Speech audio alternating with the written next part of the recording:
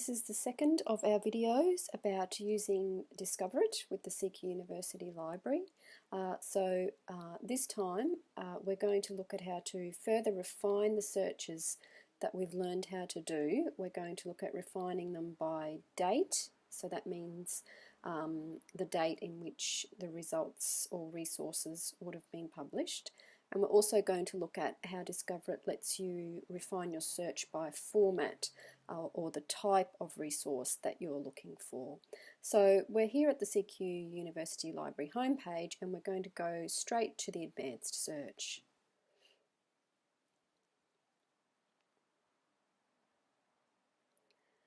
Right, so this should look familiar to you by now. We're going to start with one of the searches that we did in the previous video.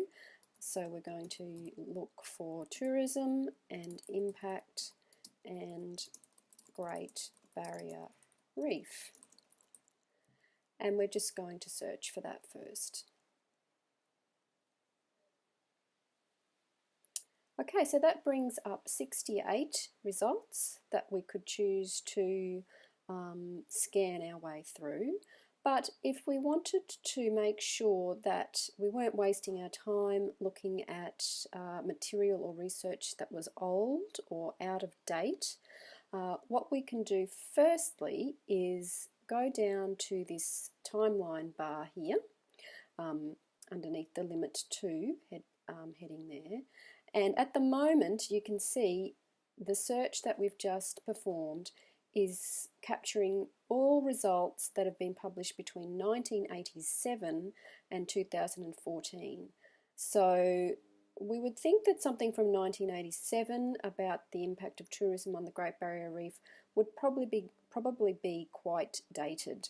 So we want to eliminate those older results from our search. So all we do is grab our mouse and drag this along, so you can see the initial date or the starting date changing there, and we're going to start 5 years ago. So we're going to just leave it at 2009 to 2014, so that gets rid of anything in our searches that was published before 2009. So you just release that bar and it will automatically update for you. So you can see there now that that's actually halved our results that we initially got from our search. So all of these should have been published in the last 5 years. And then what you can actually quickly see there is the first one here has a date of 2014. Now if we wanted to get the most recent results first, we can go over here and see where it says relevance, and we can click on the drop down arrow and we can choose, instead of relevance, we can choose date newest, and that's going to resort our results so that the newest material comes up first.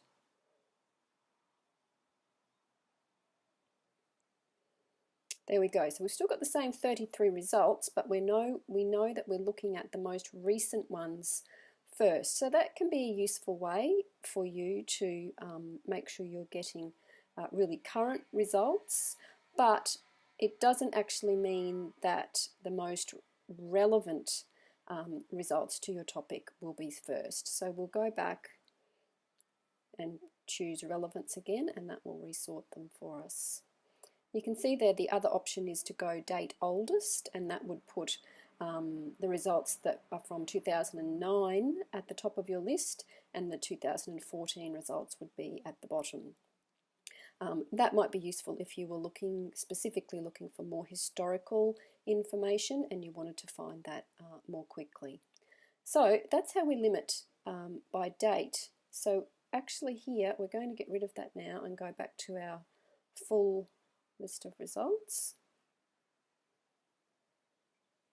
Okay, so you can see there I got rid of that out of the limiters and we've gone back to 1987 to 2014 and we're back to our 68 results. Now the other thing we can do with these results is select particular formats or types of resources. So you can see here underneath the date bar that we just used, At the moment, in terms of source types, we're seeing all our results, but this is useful. It's split these up for us and telling us that there's 44 of these results are from academic journals or peer-reviewed journals. 16 of them are from magazines. There's 5 books, 2 news items and 1 trade publication. So let's say that we just actually wanted a book on this topic. Instead of leaving the tick box in all results, we'd tick books.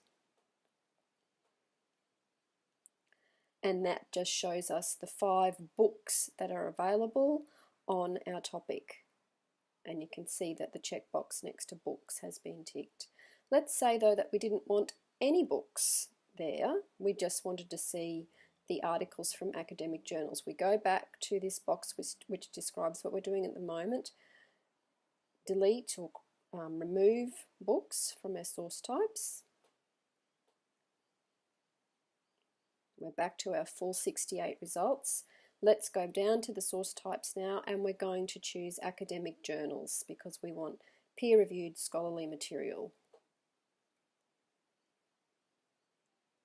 And that brings up the 44 results that come from journals that we could access then.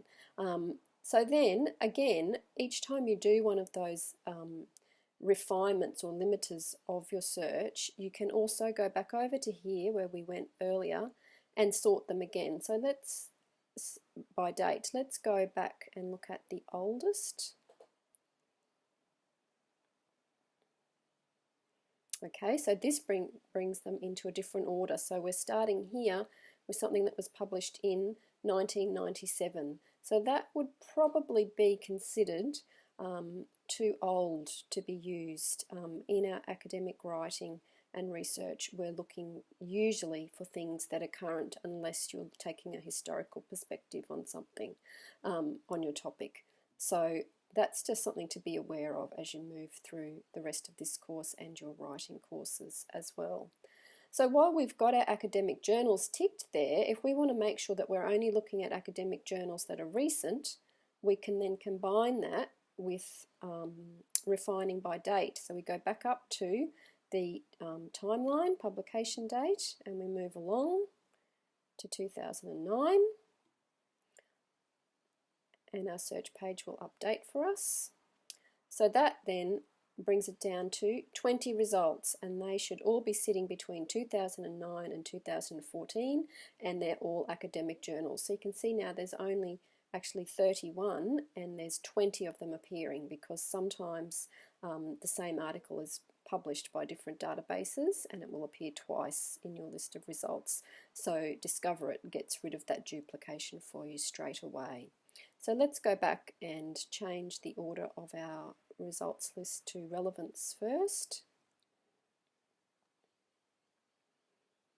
Okay, and so we've got a really good number of results there, 20, that we could quickly scan through, looking at the titles, seeing if they look like they were going to be relevant to what we were looking for, and then from there we would go further, and you can see how they're all live links, and we could go and see further what the article was about, and that's something for a future presentation. That's all for now.